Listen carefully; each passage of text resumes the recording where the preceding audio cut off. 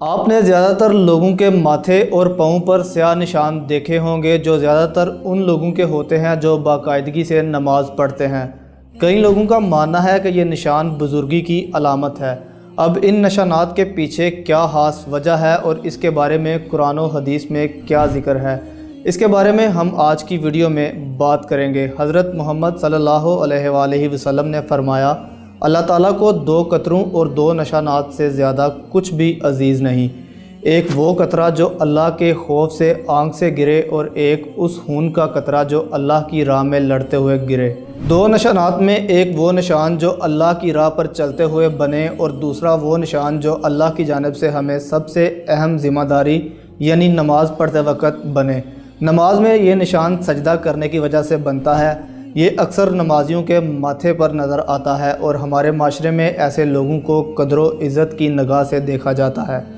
اس حوالے سے کئی لوگ سورہ فاتحہ کی ایک آیت کا حوالہ دیتے ہیں جس میں اللہ فرماتا ہے، سجدوں کے اثر سے ان کی پیشانیوں پر نشان پڑے ہوئے ہیں۔ اب ماتھے پر موجود اس نشان کی وجہ کیا ہے؟ ماتھے پر اس کالے نشان کے حوالے سے کئی تشریحات ہیں، جبکہ کچھ لوگ کہتے ہیں کہ سجدے کے دوران مردوں کے براہ راست اور مکمل طور پر زمین کو چھونے کے نتیجے میں ایسا ہوتا ہے۔ یہ بات اس لیے درست ہے کیونکہ ایک مسلمان ایک دن میں 5 وقت کی نماز کے دوران 34 بار سجدہ کرتا ہے اور ہر سجدے کے دوران وہ اپنا ماتھا زمین پر رگڑتا ہے اور مسلسل اس رگڑ سے اس کے ماتھے پر وہ جگہ جو سجدے کے دوران زمین پر رکھی جاتی ہے وہ سخت ہو جاتی ہے اور اس جگہ کا رنگ بھی کالا ہو جاتا ہے۔ پیشانی پر سجدے سے پڑنے والے سیاہ نشان کی بزرگی اور نیکی کی علامت تصور کیا جاتا ہے۔ مردوں میں یہ نشان اکثر دیکھا جاتا ہے لیکن عورتوں میں ماتھے کا یہ نشان بہت کم نظر آتا ہے جو 5 وقت کی نمازی ہوتی ہیں۔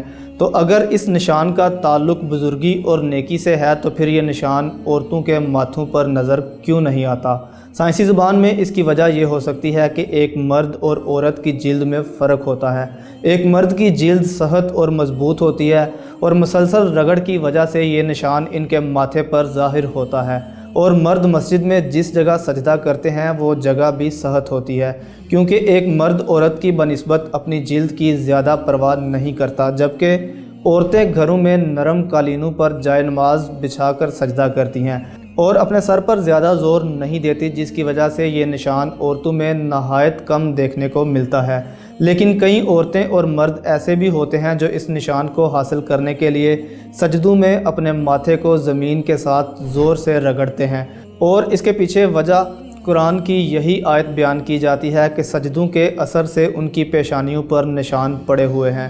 کئی علماء کے مطابق اس نشان کا تعلق قیامت کے دن سے بھی ہے، جس دن کئی لوگوں کے چہرے روشن ہوں گے اور جن کی پہچان ان کے چہروں پر موجود ایک نشان سے ہوگی، جو اس بات کی نشانی ہوگی کہ یہ لوگ دنیا میں اللہ کے سامنے سب سے زیادہ سجدہ کرتے ہیں،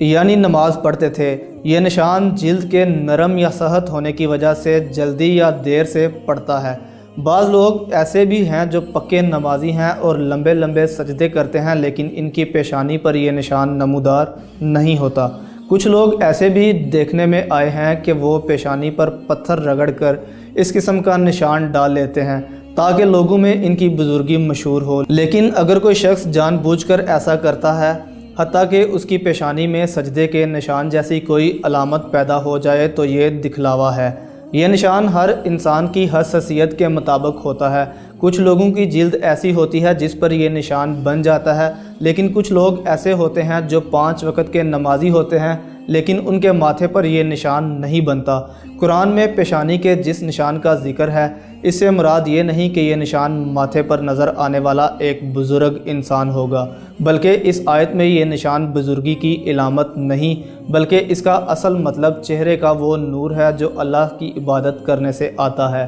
حضرت ابن عباس رضی اللہ تعالی عنہ فرماتے ہیں کہ چہروں پر سجدے کے اثر سے نشان ہونے سے مراد اچھے اخلاق ہیں۔ بعض بزرگوں کا قول ہے کہ نیکی کی وجہ سے دل میں نور پیدا ہوتا ہے، روزی میں کشادگی ہوتی ہے اور لوگوں کے دلوں میں محبت پیدا ہوتی ہے۔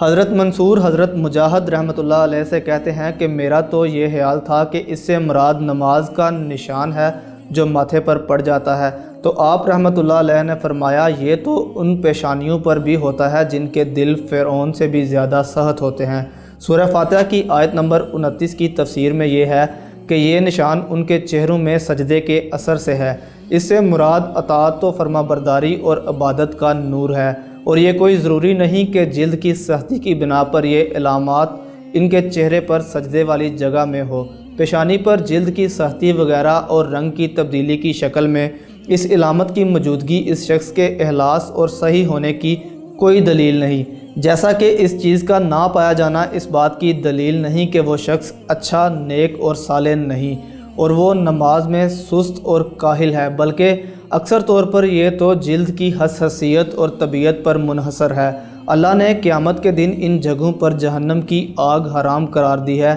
جو اللہ کی عبادت کرتے وقت استعمال ہوتے ہیں، اور ماتھے کا یہ نشان بھی اس میں سے ایک ہے، لیکن جسم کے صرف ایک نشان کے طور پر نہیں بلکہ اللہ تعالیٰ کی خوشنودی اور رضا کی خاطر عبادت کرنے پر۔ حضرت ابو ہریرہ رضی اللہ تعالیٰ عنہ سے روایت ہے کہ آپ صلی اللہ علیہ وآلہ وسلم نے فرمایا، جہنم کی آگ ابن آدم کے سارے جسم کو کھا جائے گی سوائے اس کی پیشانی پر سجدے سے پڑے آثار کے، کیونکہ اللہ تعالیٰ نے جہنم کی آگ پر یہ حرام قرار دیا ہے کہ وہ سجدوں کے نشان کو کھائے۔ سیدنا جابر رضی اللہ تعالیٰ عنہ بیان کرتے ہیں کہ رسول اللہ صلی اللہ علیہ وآلہ وسلم نے فرمایا،